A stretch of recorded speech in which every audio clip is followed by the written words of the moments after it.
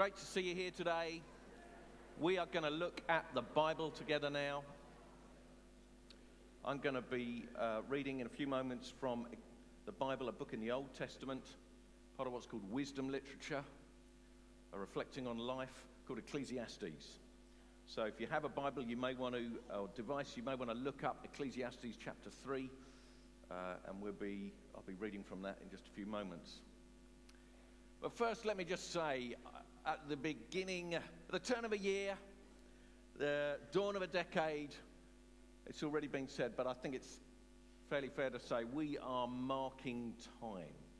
And I recognise that today. If life was an exam, this is the point in the year when you are busily trying to get it finished and you hear a life invigilator who's been pacing around your life all year saying, please ensure your name is written on all pieces of life. All memories and moments collated and labelled and firmly fixed together. Do you remember that?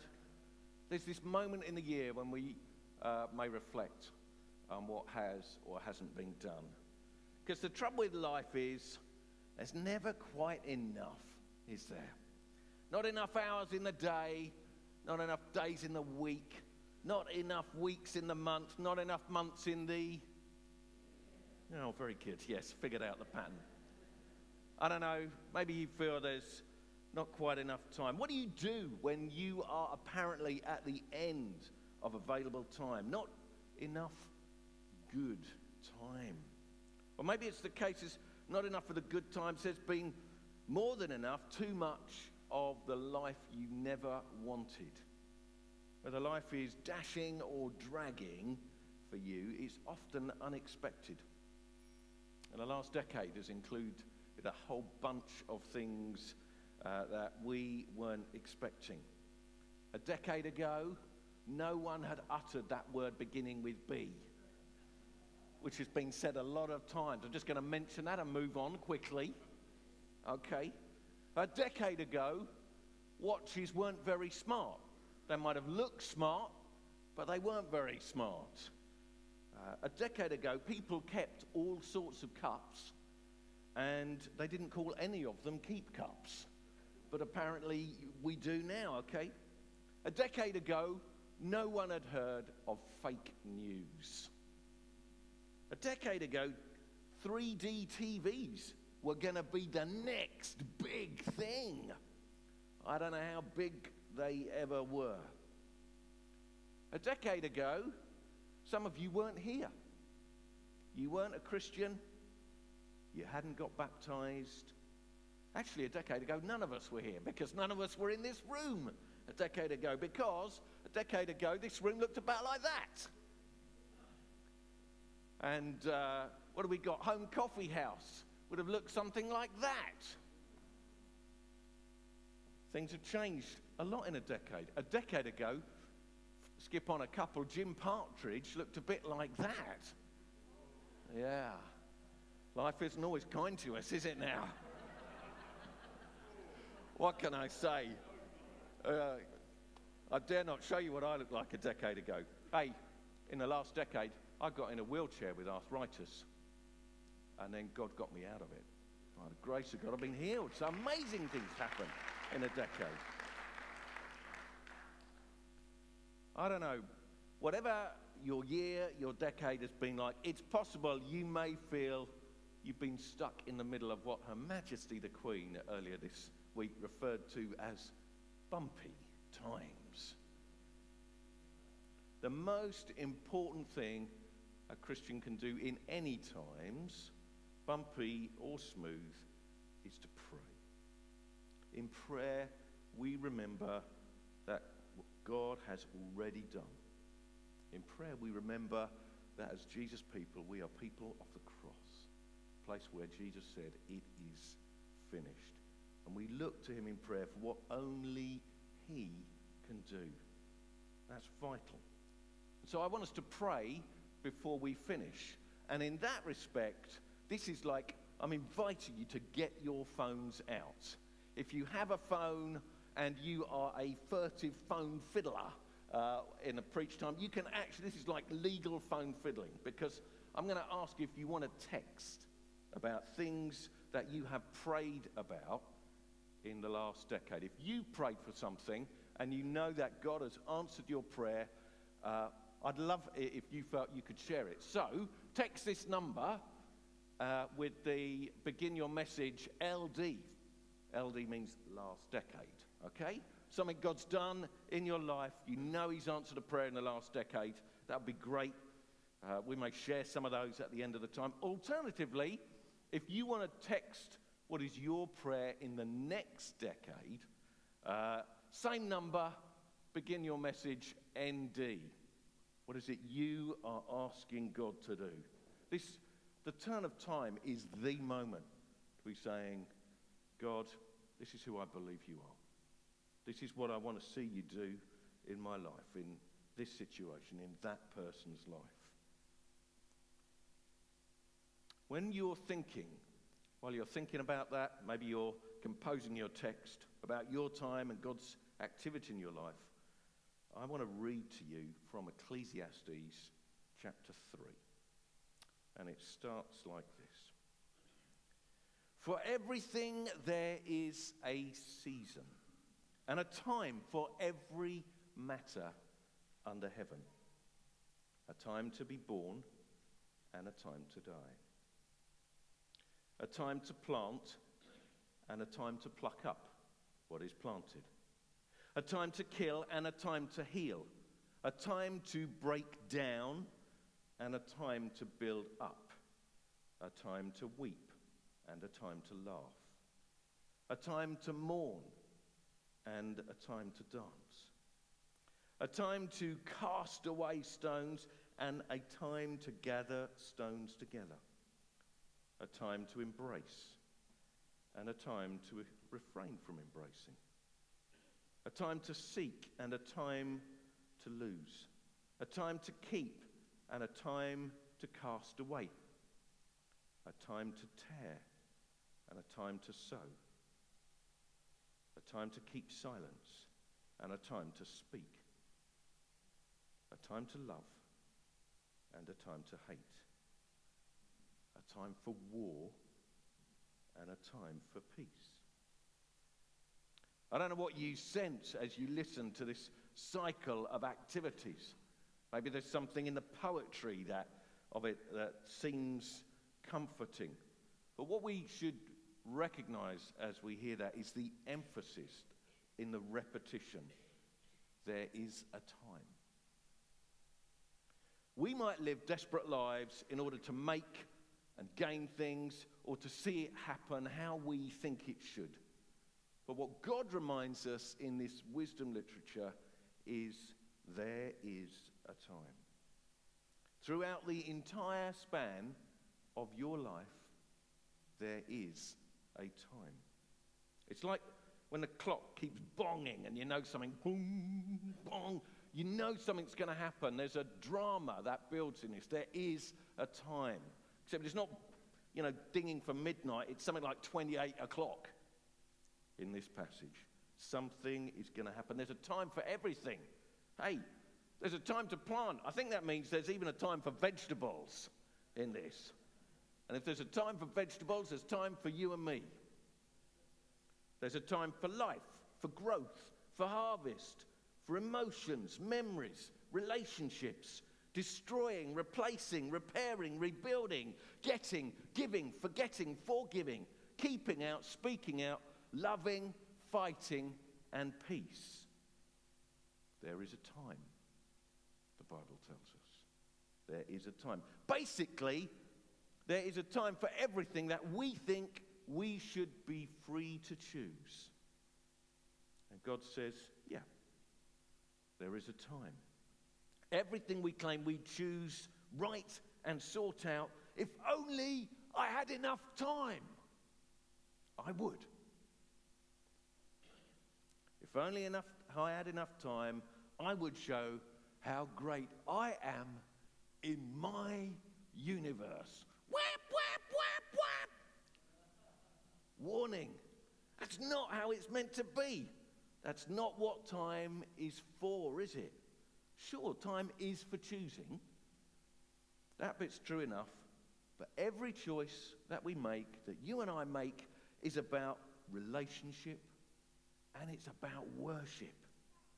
Every choice says a little bit more about what is in your heart and what you really want the most. Every choice says that in time. And after this catalogue of times from the Bible, there's a bold and a provocative statement. It says, everything is beautiful in its time. I mean, did you get that? Everything is beautiful in its time. Really? Because if you look at that list, there's like hurt and hate, there's conflict and confrontation, and there's loss on the list. And I don't see those sorts of things trending in an uber lovely, wonderful world kind of way on Instagram. They don't seem all that beautiful. And yet, to highlight something, the Bible is challenging us with the truth. Everything is beautiful in its time. Really? I wonder if everything is beautiful because of the potential there is in everything to glorify God. I don't know about you, but I have seen people forgive when everyone knew they had been unfairly treated. And it was beautiful. Sometimes when people take great risks because they care enough to make a loving confrontation, it's not pretty, but it is a beautiful thing. I've seen people trusting God in tragic loss, hoping in God through deeply painful hurts. And those things too are very beautiful. Maybe if you've glimpsed God's grace in others like this, you know what I mean. But let me ask you, do you live more like God's in control of time or like you would like to be in control of it? When you're trying to be in control of time, we miss opportunities to remember what God has already done and notice what he's doing in other people's lives as well as our own.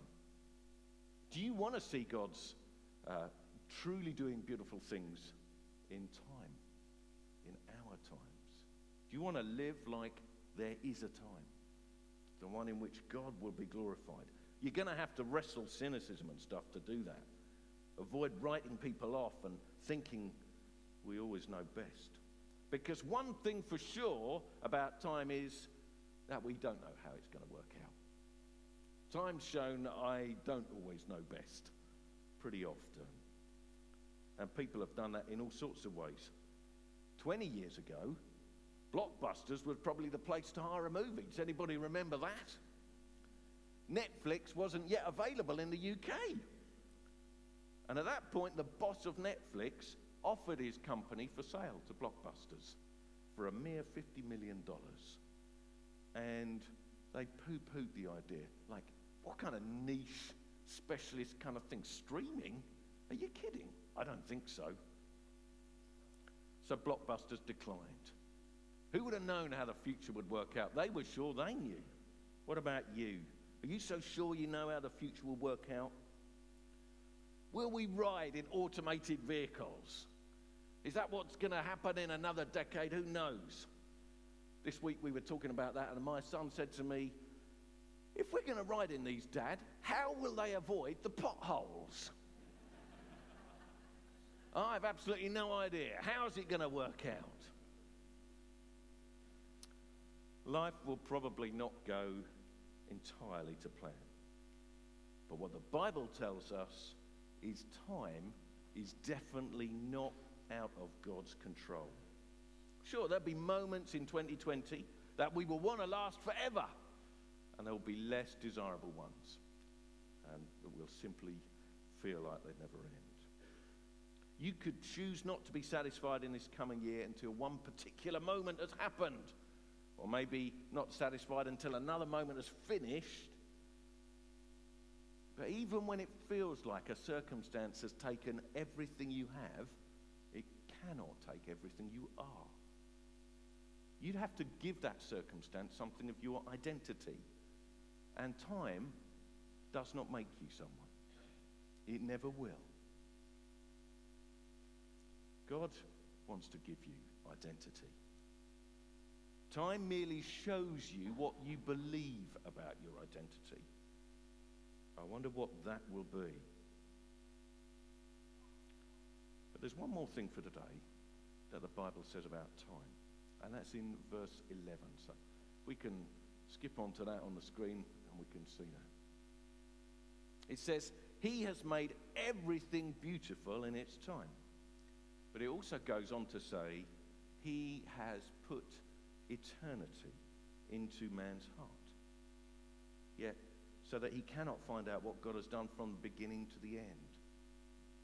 He has put eternity into our hearts. In other words, we live, the Bible tells us, with an irrepressible sense that there is something more. I don't know if you know that. We know it and we feel it when life is unjust and unfair, don't we? We long for a time and a place where things are good and right, where they're hope-filled and happy. Because in many, many ways, we are hardwired for eternity. It's why, even though we're finite and imperfect people, we still get restless for something more, something better, something perfect. We make life harder for ourselves when we live as if here and now is that perfect destination. Lots of people have bustled about in recent weeks, you've probably seen them, desperate to arrive at somewhere called Perfect Christmas. Right now, they're wondering why they didn't get there. Others are just now, they're off planning how they're going to get to Perfect 2020. If you placed your happiness in your partner, that job, that special trip, your children's choices, your grandchildren, etc., etc., there's another tough year ahead for you. Another bumpy one. Sorry about that. Cheery thought. But neither Perfect Christmas or Perfect 2020 are the destination. Heaven is our destination. Each one is preparation for that destination. If we recognize what life is and what eternity is. Because time and eternity remind us that we are not God. Time leaves us looking ridiculous when we try and spend it trying to become God. There's nothing quite like eternity for putting everything and everyone back in their place. In eternity, I get to stand far enough back from my achievements to see them all at an accurate scale. In eternity, I get to see how great and how central God is. You might have heard it read at Christmas time in a carol service. For unto us a child is born, unto us a son is given, and the government will be upon his shoulder. It goes on, for he will be called Wonderful Counselor, Prince of Peace, Everlasting Father. He hasn't even been born yet, and he's called a dad. I mean, I don't know if that ever occurred to you. It's an unusual title for a baby, isn't it? Jesus, Everlasting Father. He's the eternity man. You were made to know the eternity man. To have that relationship with him. The one, the perfect one. Where do we look for perfection when we could know it in that relationship with Jesus in eternity? I wonder, do you live as if this is preparation because heaven is destination? Let me give you a quick few ways that can help us to do that. Firstly, we need to live God-centered. This is all about priorities. Living like God is most important and necessary to each of us. Without priority, Other people, me, my stuff, all get into the right perspective. Once I've got a right perspective, my expectations will get reordered. How about you? My gratitude to God can begin growing as it should when I live in a God-centered way. Any disappointment with other people, myself or stuff, frankly, all of which are imperfect, is rightly rescaled. Their imperfections, my imperfections, need not overwhelm me. Because it's all about Him. I'm living in Him now. Secondly, faith. If you see people in charge of time, then it's inevitable you are going to be fearful. Because frankly, if I was in charge of time, you would have a lot to be worried about. Maybe you'd know that for yourself. But when God is in control of time and eternity, it is the place where faith can grow. We can grow in our understanding, our recognition of His faithfulness. How's your faith? That's what living with a sense of eternity is about. What about hope? Having an eternal sense of life is having a sense that is dependent on God's ability, not mine. It's a place that real, robust hope can grow. Is time about saying, I'm going to see what God can do and I know that He can? Or is it a sense of, I don't know if I can do it in time? There is a time. Where's your hope? What about love? When we remember that Jesus poured Himself into time, coming as a baby, living and dying in our place, we have the best, the ultimate opportunity to know what love is. Forgiveness is possible in Jesus. And justice will come in its time from the one who says there is a time. And that's enough love to make a difference for each of us, for you. Where is your love in time? Where will it be in eternity? Time is so full of imperfections. Of course, life is hard, it's sad, it hurts sometimes, it can be painful. Of course, life is also fun sometimes. It can be joyful and exciting. Both matter. I'm not pretending that or dismissing either. Instead, I'm saying that in the Bible, there's a different view of time. And actually, in the Bible, life is compared to a dream. And eternity is compared to waking up. And that's worth us remembering as we live so conscious of time in these days. Life is compared to a dream, and eternity is compared to waking up. Yep, dreams can be fun, bizarre, scary, and then they're over. We wake up and see them for what they really are. At one point, as people wrote about Jesus' life, later on in the Bible, someone said this: for what is seen is temporary, but what is unseen is eternal. What would it mean for us to live like that? What is seen is temporary. The things we wrestle for and strive for, get restless about. Going, gone. What is unseen is eternal. That's the real deal. Lots of things will pass away, but actually your words and your choices matter way beyond the moment. They're the things that count for something in eternity. And living like that is preparation. It's remembering that those things of life that matter. There are consequences. Real consequences.